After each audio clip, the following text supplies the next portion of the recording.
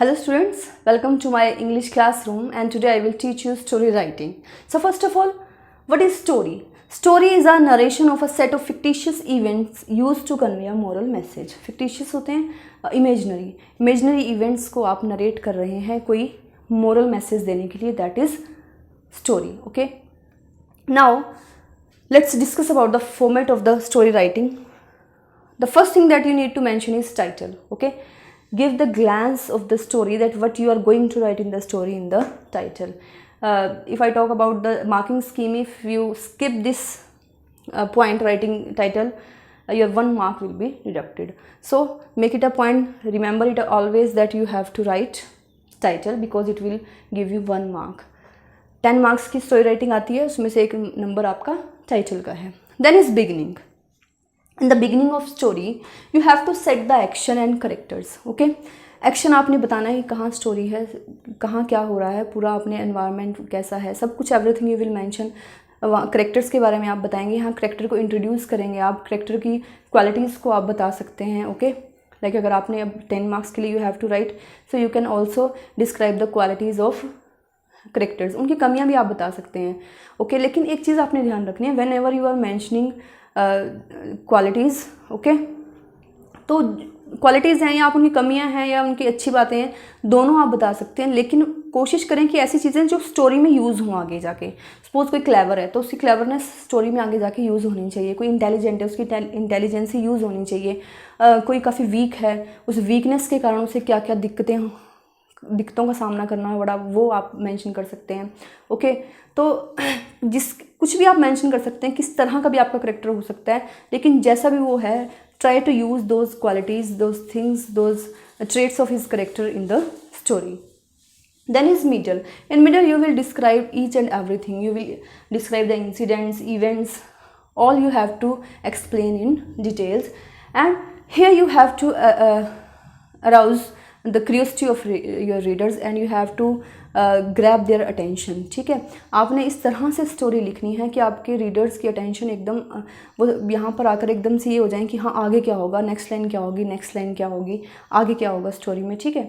Then you have to end आपने करना है. It can be happy ending, it can be sad ending. Climax के बाद, ठीक है, जब रीडर्स को पता चल गया कि स्टोरी में ये है, ये कहानी है, अब आपने एंड करना है, सॉल्यूशन देना है, कंक्लूजन देना है अपनी स्टोरी का. तो कंक्लूड करते time you can conclude your story with a moral message. Okay, यहाँ पर आपने सैड, हैप्पी, कोई भी एंडिंग हो सकती है, ओपन एंडिंग हो सकती है. Open ending when you leave the end of the story to the readers को जब आप सोचने पे, उनके सोच के ऊपर जब स्टोरी को आप छोड़ देते हैं एंड में. Suppose in your 9th class first chapter the lost child, उसमें बच्चा गुम हो गया फेयर में, लेकिन जब वो एक इंसान को मिल जाता है तो अब उसने क्या किया, इंसान ने उसको उसके पेरेंट्स के पास छोड़ के आया, पेरेंट्स उसके पास आए, या उसने उस बच्चे को किसी तरह से किडनैप कर लिया या क्या कर लिया, वो सब आपके ऊपर है. आप सोचेंगे कि क्या करना है, क्या सोचना है उसके बारे में, वो सब आपके ऊपर राइटर ने छोड़ दिया. तो in the same way you can also give your story and open ending. Okay, now you need to be very imaginative. You have to be creative in the story. आपने चीज़ों को इमेजिन करना है, आपने सोचना है कैसे आप एक क्रिएटिव सी स्टोरी बना सकते हैं. लॉजिकल होना बहुत ज़रूरी है. कोई भी चीज़ आपके स्टोरी में इलॉजिकल ना लगे कि ऐसे थोड़ी ना होता है. जैसे आप मूवीज़ देखते हैं, आप सीरियल देखते हैं, कोई भी ऐसी चीज़ आती है तो आप भी यही बोलते हैं ना कि ऐसा थोड़ी ना होता है. तो आपका रीडर कहीं ऐसा ना कहे कि ऐसा थोड़ी ना होता है. सपोज़ आप एक बच्चे की कहानी बता रहे हैं, ठीक है, एक बच्चे को किडनैप कर लिया और जब किडनैपर्स ने उसको बांध के रूम में बिठाया तो उसने चाकू से रस्सियाँ काट दी. अब ये चाकू कहाँ से आया, ठीक है, ऐसे एक चीज़ एकदम से कोई चीज़ आपने नहीं डालनी. आप उस चाकू का बताएं रेफरेंस, या तो ये कि एक चाकू उसकी पॉकेट में था, वो घर से जब निकल रहा था तो चलते हुए वो फ्रूट्स काट रहा था, तो फ्रूट्स काटने के बाद गलती से उसका पॉकेट में आ गया उसका नाइफ़ जो है फोल्डिंग वाला. या फिर आप कह सकते हो कि वो डेली स्कूल में फ्रूट्स लेके जाता है तो कट करने के लिए नाइफ़ अपने बैग में रखता है, ठीक है, या सिक्योरिटी पॉइंट ऑफ व्यू से पहले ही उसकी मदर ने उसके बैग में रखा हुआ है या वो अपने साथ लेके जाता है. Okay, so give the reason, हुआ क्यों कोई चीज़ भी, उसका एक रीज़न होना चाहिए, लॉजिक होना चाहिए उसके पीछे. ऐसे ही नहीं कि कुछ भी ऐसे ही हो गया आपकी स्टोरी में. सपोज़ आप कह रहे हो कि एक बच्चा था, वो घर पर बैठा था और फिर वो जंगल में चला गया, ठीक है, जंगल में क्यों चला गया, उसको किसी ने बुलाया होगा, उस जाने का रीज़न क्या है वो आपने बताना है। ठीक है, अगर कोई चल रहा था, चलते चलते बारिश हो गई, बारिश क्यों हुई, you have to give reference in the story. उससे पहले आपने मेंशन करना है कि मौसम ठीक नहीं था, बादल हो रहे थे, हवाएं चल रही थी, लग रहा था कि बारिश होने वाली है, और जैसे ही वो घर से निकला एकदम से तेज़ बारिश शुरू हो गई। ठीक है, तो you need to mention each and everything, you have to give the reference, the things which are happening in your story, there must be some reference before that in the story. Okay, there must be reference of those things in the story. Then dialogues you can use, that he said, inverted commas, direct speech, you can use dialogues also. Follow sequence you have to follow. Suppose जैसे मैंने वो example दिया कि बच्चा घर पे था, फिर वो जंगल में पहुंच गया, तो सीक्वेंस बतानी है आपने, घर से जंगल में पहुंचा कैसे, वहाँ से किसी ने उसको बुलाया था, ठीक है, या फिर उसको कॉल आई, या उसके मन में बैठे बैठे हुआ कि चलो आज कुछ एडवेंचरस हो जाए, उसने अपने फ्रेंड्स को कॉल किया और वो जंगल में घूमने के लिए चला गया। ठीक है, ऐसा ना हो कि एकदम से बैठे बैठे अचानक से, अभी तो वो घर पे था, अभी वो वहाँ पहुँच गया। तो सीक्वेंस होनी चाहिए हर चीज़ की। ठीक है, वो घर पे था, उसने कॉल किया, फ्रेंड्स आए, उनके साथ गया, वहाँ जाके क्या हुआ, फिर वहाँ से वापस कैसे आया, तो each and everything should be in the sequence. कोई भी एक स्टेप भी आप स्किप ना करें, रीडर कंफ्यूज ना हो बीच में कि आपने लिखा क्या। जब टीचर आपकी स्टोरी रीड कर रहा है तो टीचर को भी लगे कि हाँ एक फ्लो बन रहा है आपकी स्टोरी में, हर इंसिडेंस का दूसरे इंसिडेंस से कोई रिलेशन है, एकदम से आपने फर्स्ट पॉइंट के बाद आप फिफ्थ पॉइंट पे नहीं पहुंच गए हैं। ओके, तो these things you have to keep in mind.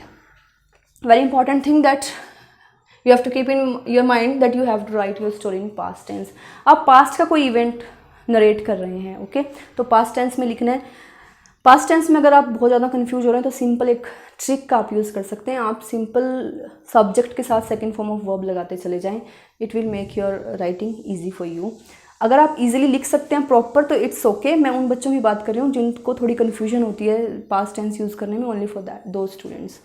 Now I am telling you trick of writing. अब आपको ये लगता है कि स्टोरी तो ठीक है, यू नो एवरीथिंग, ऐसे ऐसे लिखना है, ये सब करना, लेकिन लिखें क्या, मैटर कहाँ से आए, वो सब उसमें लिखने के लिए कंटेंट कहाँ से क्रिएट हो। तो वो आपने मूवीज़ में देखा होगा।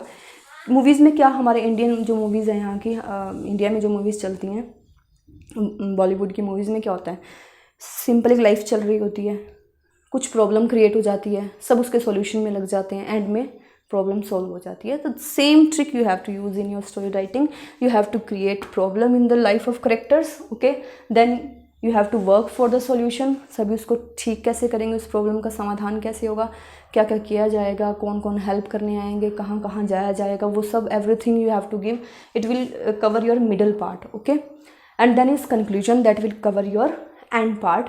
कंक्लूजन में आपने उसको बता देना कि प्रॉब्लम सॉल्व हो गई, उसमें आपने फिर कॉन्सिक्वेंसेस उसके क्या हुए और जो हुआ है वो किस चीज़ का रिजल्ट हुआ, तो हमें ऐसा नहीं करना चाहिए, ये चीज़ें अवॉइड करनी चाहिए, अगर वो ऐसा करता तो शायद ऐसा हो जाता। तो moral part you will cover in the conclusion. Now moral में हमेशा ऐसा नहीं है कि आप मोरल लिख के फिर आगे मोरल मेंशन कर रहे हैं, honesty is the best policy, ऐसा नहीं है। आपने मोरल लास्ट में, आप कंक्लूजन में सिंपल लिख सकते हैं कि अगर हम ऑनेस्टी से अपना काम करेंगे तो कोई भी प्रॉब्लम नहीं होने वाली, उससे हमें ज़िंदगी में फ़ायदा ही फ़ायदा होने वाला है। इस तरह से भी आप चीज़ों को मेंशन कर सकते हैं। हर बार आपने एक प्रोवर्ब यूज़ करके या कुछ ऐसा यूज़ करके मोरल देना, ऐसा कुछ नहीं है। You can just right the moral in conclusion only, okay. So I think each and everything is clear to you about story writing. Please like this video, share this video and subscribe my channel. Thank you.